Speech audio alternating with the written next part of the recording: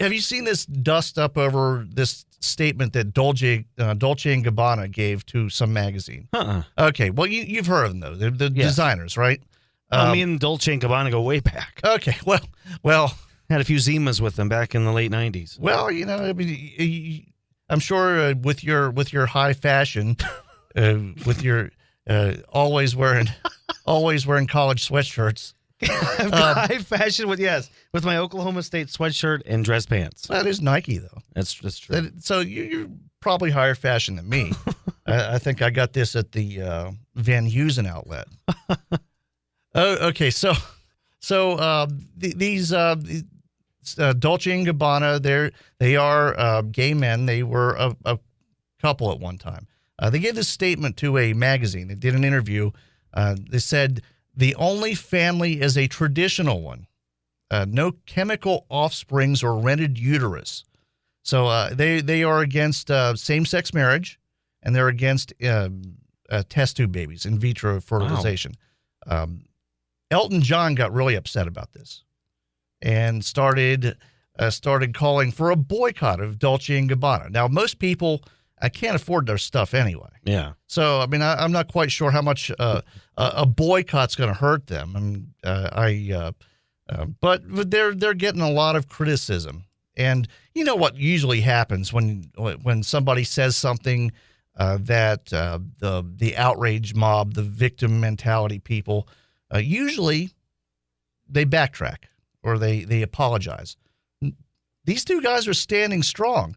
They're actually attacking the people going after them. I mean, they're saying Elton John's going after them because they have a different opinion. And he said this is ignorance because he ignores the fact that others might have a different opinion and that theirs is as worthy of respect as his. Yeah. Good for these guys. Good for them. Yeah, good for these guys. They're obviously filthy rich. Yeah. They don't really have anything to lose. I mean, people are still going to buy their $1,500 purses or whatever it is they sell. I know fashion a little bit, but I don't know a whole lot about Dolce and Gabbana. That's out of my wheelhouse. But I mean, good for these guys. I mean, look, I certainly don't agree with their view on in vitro fertilization. Obviously, a lot of married couples, men and women everywhere, have that done because they can't have kids. I mean, I don't have any problem with that. Honestly, I don't even really have a problem with same-sex marriage. I really don't.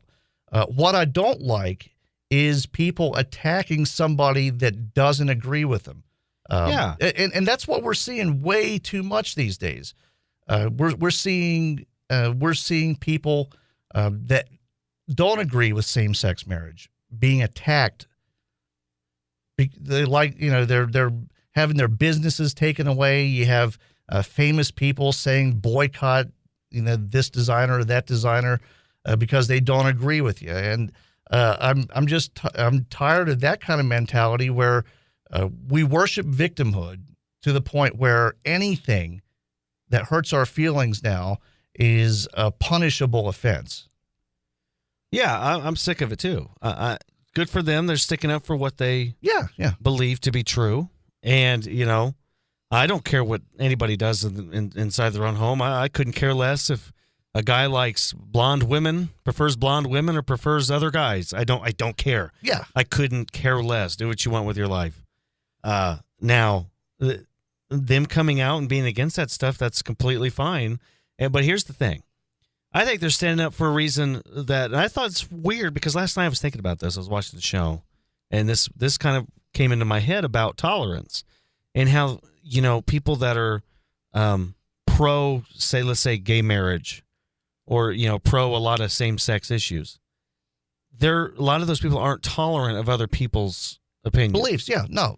And we've gotten to the point where the people that you would think would be the most tolerant are not. Because let's face it, I mean, in the past, the gay community has faced a lot of really bad discrimination. I mean, that's the way it was.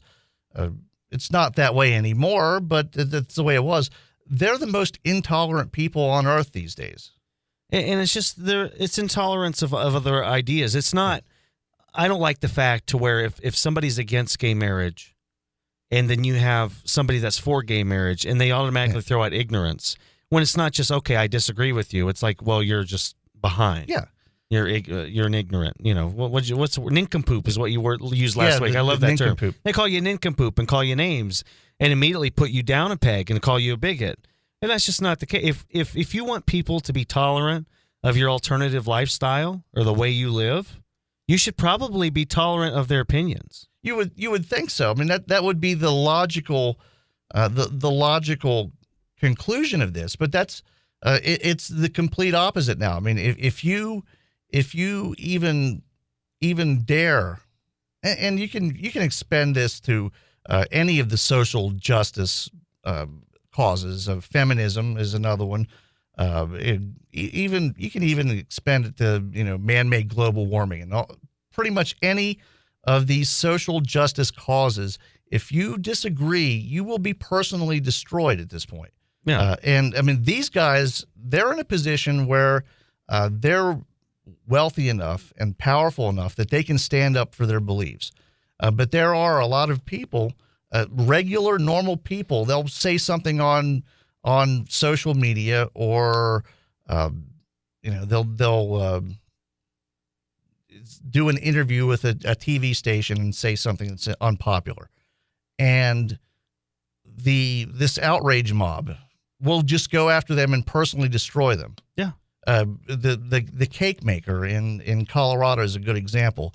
This poor woman, she makes wedding cakes. The state of Colorado is punishing her. The radical intolerant people trying to force her to make cakes for something she doesn't believe, and that's one of the reasons why the anti-discrimination bill here in Wyoming didn't go through this past session, because a lot of the legislators wanted protections for people for religious reasons, right? And for some reason that it's just I'm not quite sure, but the only discrimination that's allowed, and let's be honest, the only discrimination that's allowed anymore is of Christians. Yeah, I mean, that's what it is. I mean, Jewish people to an extent, too. Yeah, Jewish people to an extent, too. The Judeo-Christian mindset, right? That tradition, that's the only discrimination that's allowed at this point, and it's encouraged. It is. It's encouraged, and I like. There's a lot. I think it was 18 states now are trying to adopt those type of laws that protect Christian institutions from. Because that's what I was afraid of when it came down to gay marriage. I was afraid that eventually it would turn into you'd make, like, let's say, a Catholic church or a Christian church. They'd have to marry gay couples, and that is exactly what would happen. Everybody knows they would either be forced to perform same-sex ceremonies, or they would lose their tax-exempt status as a church. And this is why it's a state issue, and why and you have these 18 states adopting it, and you know what? Maybe it's something to where, in states where you can marry as a same-sex couple, if you have the protection laws for the Christians as well, maybe both can coincide and work. And Utah's they're doing that. Their anti-discrimination law, which was explicitly endorsed by the Mormon Church, by the way. So they signed, which is kind of what you need to do in Utah. It protects gay and lesbian people from discrimination, and it protects religious people from being forced to perform ceremonies and that kind of stuff. Right. And now, and it even considers county clerks. Maybe the county clerk doesn't want to, for religious reasons, doesn't want to issue a same-sex marriage license. It even provides for that. It says the clerk's office has to have someone on hand that will do it. So, yeah. I think something like that's well thought out will end up being the solution, but I'm not quite sure it's enough for a lot of people. I mean, we've gotten to the point where people crave victim status so much that they'll do anything to be a victim of anything. So You know, Elton John. I mean, I don't care. Elton John, you can't say he's a victim of anything. He's rich. He's famous. He's talented. He's been rich and famous for 40 years. The guy's not a victim of anything. Certainly not a victim of anything at the hands of two fashion designers. Exactly. Yeah. You know, it's just one of those things that I think there has to be balance and tolerance for. You know, that's really the answer to all this. Tolerate an alternative lifestyle, but then at the same time, if you live that way, you need to tolerate other people's opinions, tolerate other people's religious beliefs. Well, not only should we tolerate non-traditional lifestyles, but we should tolerate traditional. Exactly. And that's where we're at. We don't tolerate people who live a traditional lifestyle and want to live. They don't want to bother anybody. Mm-hmm. I mean, this poor woman with the making the cakes in Colorado, she didn't want to bother anybody. Yeah. She just had a religious belief that was deeply rooted, and that's not acceptable anymore. You must be punished. You must be fired. You must be put out of business. And until we see an end to that, we're going to see more of this. We're going to see more outrage for Dolce and Gabbana.